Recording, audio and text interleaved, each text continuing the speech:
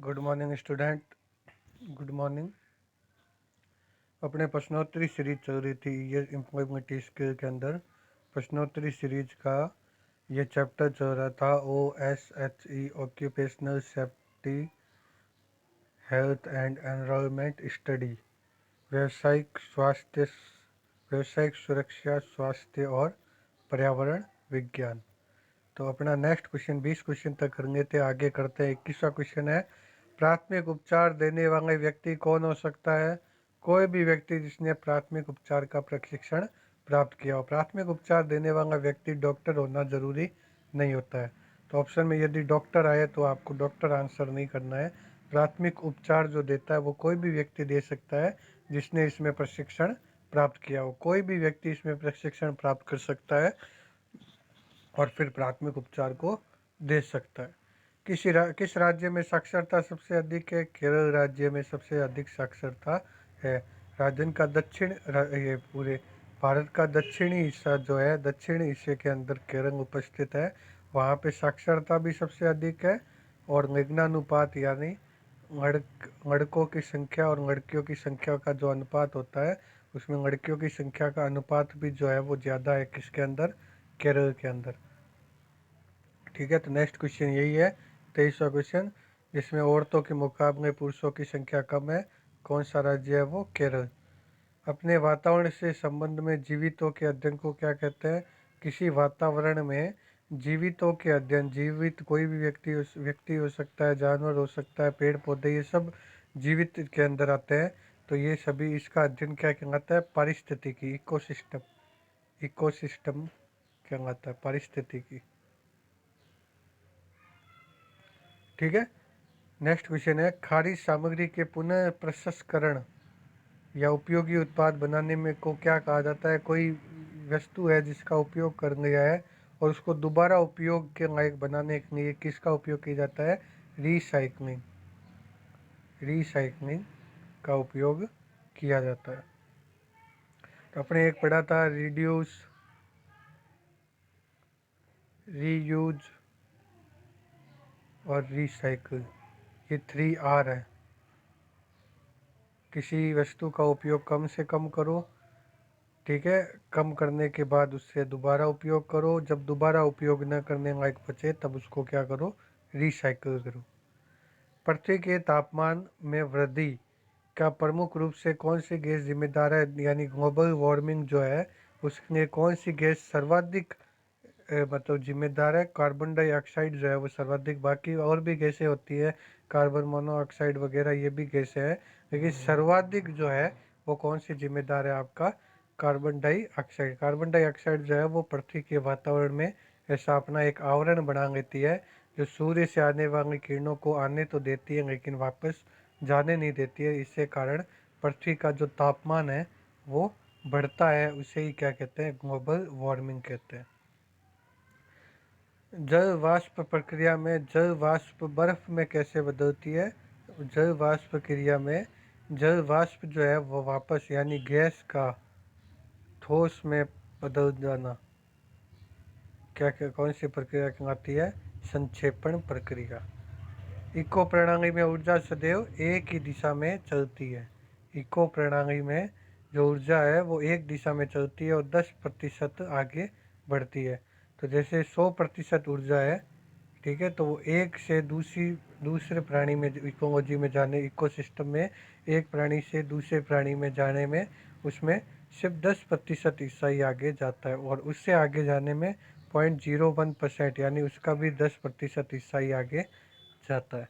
1% यानी आगे जाता है। ठीक है, पर्यावरण संरक्षण हेतु 3R आगे, ये रिसाइकिल, रिड्यूस और रीयूज। ठीक है, रिसाइकिल, रिड्यूस और रीयूज, ये कौन से हैं आपके? 3R है।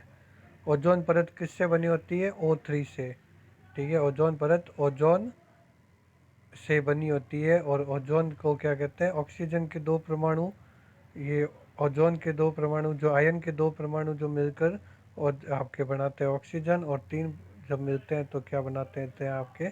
ओजोन बना देते हैं। तो O3 जो है वो आपकी ओजोन परत बनी होती है O3 से। 3 ऑक्सीजन के एटम से O3 से आपकी ओजोन परत बनी होती है। अंतर्राष्ट्रीय पर्यावरण दिवस किस तारीख को मनाया जाता है? 5 जून।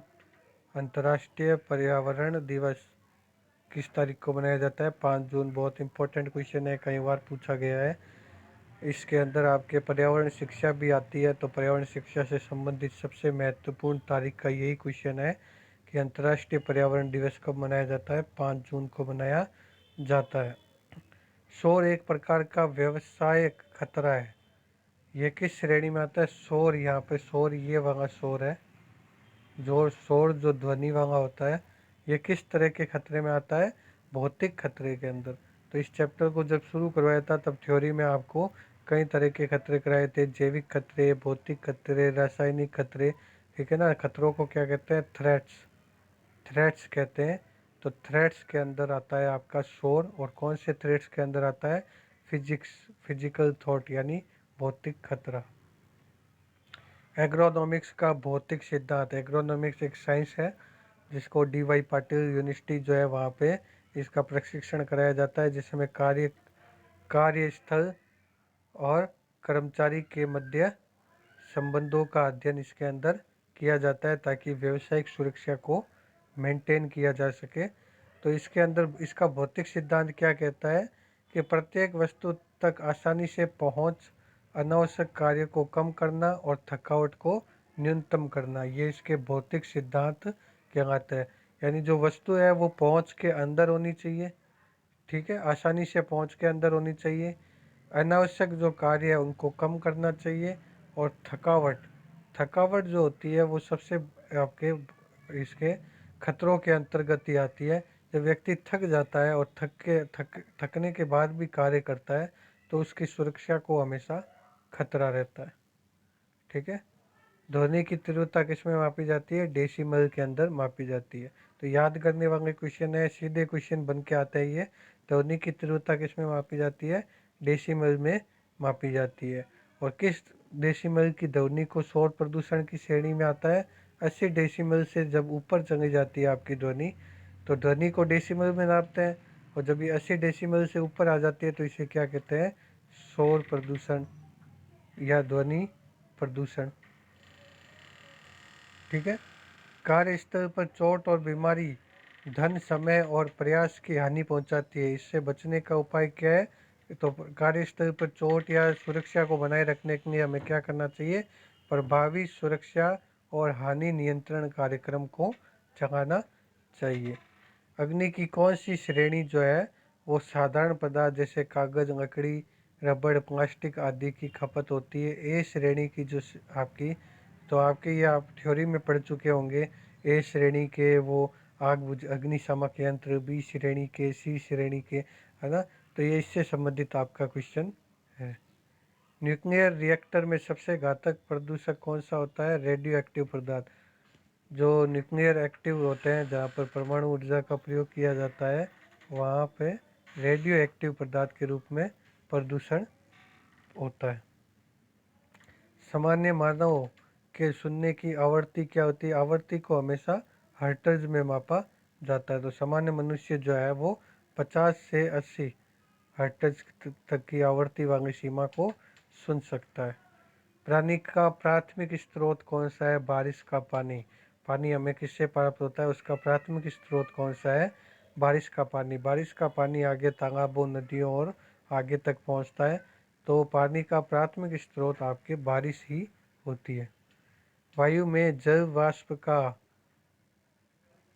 द्रव जल की छोटी छोटी बूंदों में बदलना क्या कहलाता है? कंडेंसन की प्रक्रिया कहलाती है।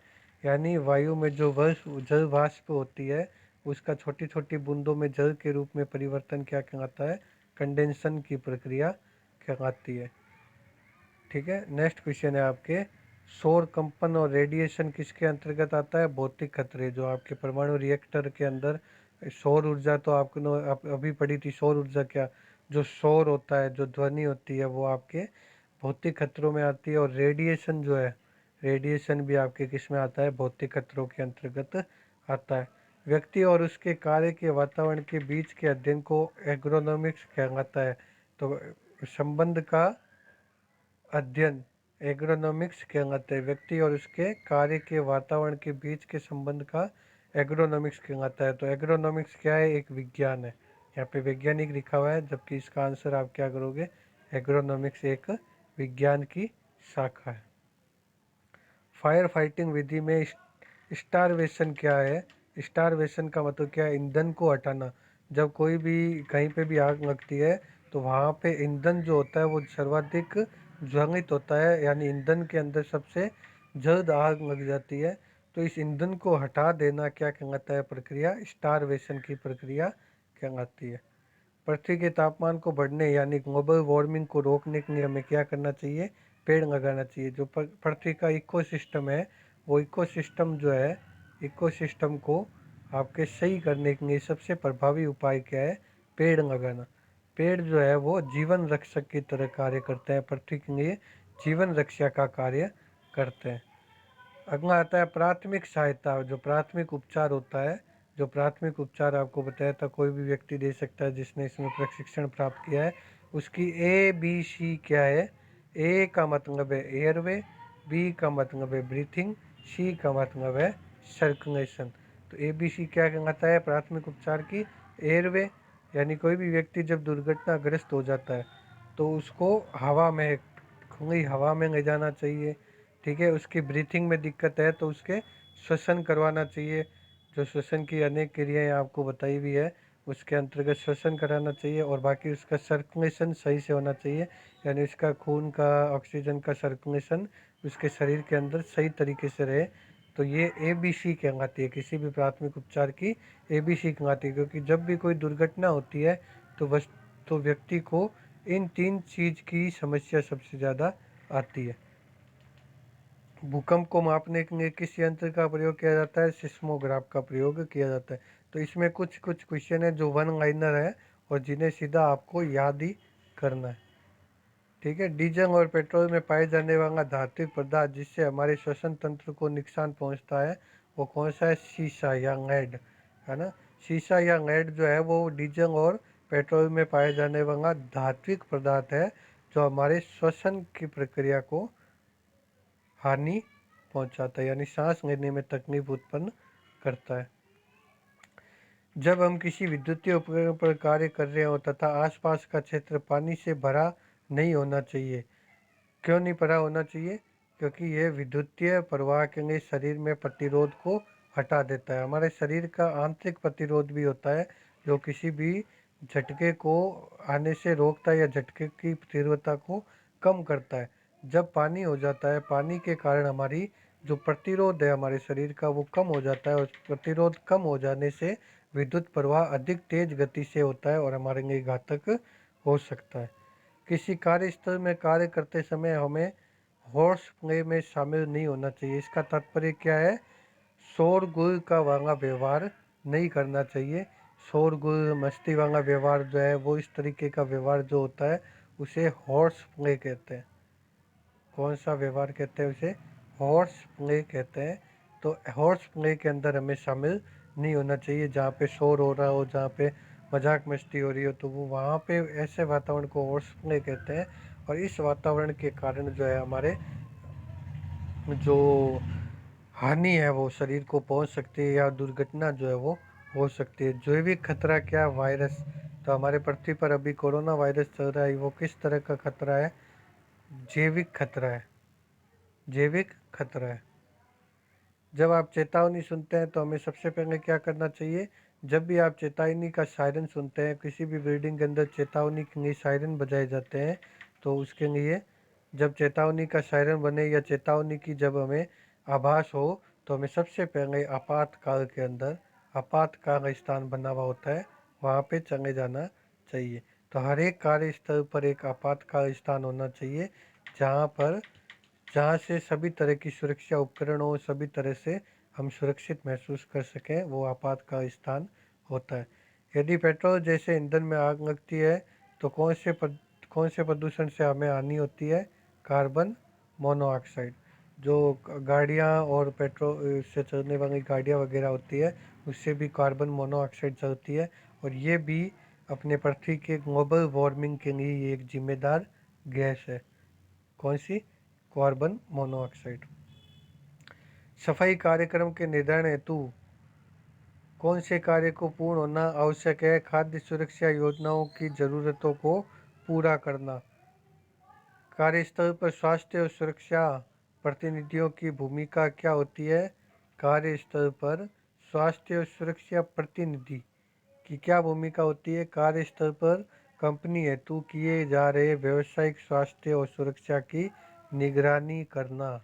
जो कंपनी द्वारा या कोई भी कार्यस्थल पर कार्यस्थल के प्रतिनियोक्ता द्वारा जो भी स्वास्थ्य और सुरक्षा के लिए कार्य किए गए हैं उनको निगरानी में रखना ही आपका क्या कहलाता है? उनके प्रतिनिधियों का कार्य होता है या भूमिका होती है।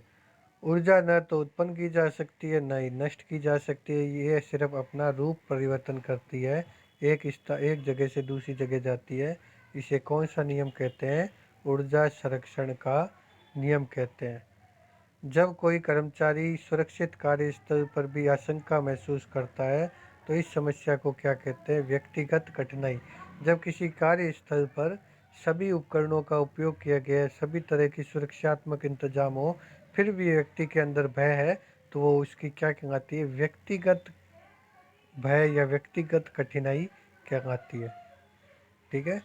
नेक्स्ट क्वेश्चन है, HCCP का पूरा नाम? Hazard analysis critical control point. ये आपको पूरा नाम ही याद करना पड़ेगा। हैजार्ड को भी खतरे कहते हैं, थ्रेट को भी खतरे कहते हैं, हैजार्ड को भी खतरे कहते हैं। Hazard analysis critical control point पूरा नाम है HCCP का, HACCP का। जलवायु परिवर्तन पर चल रही बहस किसे सबसे ज़्यादा ध्यान देना चाहिए? सभी देशों की सरकारों। तो पेरिस सम्मेलन हुआ था, पेरिस समझौता हुआ है जो जलवायु से संबंधित है। तो इस पेरिस समझौते में कई देशों ने भाग लिया है और कई देशों ने यह आश्वासन दिया है कि वो जो प्रदूषक गैसें हैं उनका उपभोग, जो प्रदूषक होते हैं उनका कम से कम मतलब वातावरण में वो प्रदान करेंगे, वातावरण को देंगे जिससे प्रदूषण कम हो। तो ये पेरिस समझौता है जिससे जलवायु परिवर्तन जो हो रहा है उसको कंट्रोल किया जा सके। तो ये किसकी भूमिका है? सरकारों की भूमिका है। देश की सरकारों और सामाजिक संस्थाओं की भूमिका है इसके अंदर कि इसके ऊपर ध्यान दे। आम नागरिक इसके ऊपर क्या ध्यान देगा? भू केंद्रीय ऊष्मा ऊर्जा का सबसे प्रमुख स्रोत कौन सा है? भू केंद्रीय जो ऊष्मा ऊर्जा होती है जो भूमि के अंतर्गत पाई जाती है उसका स्रोत कौन है? पृथ्वी स्रोत है उसका, पृथ्वी से हमें प्राप्त होती है तो पृथ्वी इसका स्रोत है। कौन सी प्राकृतिक आपदा भारत के अंदर नहीं आती है? भारत के अंदर ज्वालामुखी विस्फोट नहीं आता है क्योंकि भारत महाद्वीप के अंदर भारत के अंदर जो है प्रायद्वीपीय भारत के अंदर कोई भी ज्वालामुखी नहीं है। तो ज्वालामुखी न होने के कारण यहाँ पे जो प्राकृतिक आपदाएं हैं जैसे तूफान, बाढ़, ये सब तो आती है लेकिन ज्वालामुखी आपदा नहीं आती है। तो ये चैप्टर अपने पूरा हो गया है। OSHE चैप्टर अपना पूरा हो चुका है।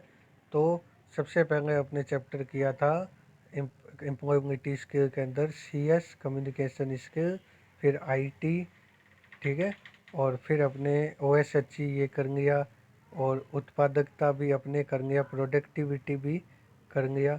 ठीक है, तो ये चैप्टर जो है और उद्यमिता कौशल, एंटरप्रेन्योरशिप स्किल, तो 1 2 3 4 5 चैप्टर जो है वो अपने पूरे हो चुके हैं। 3 चैप्टर जो है वो बाकी है जिनके प्रश्नोत्तरी करनी है।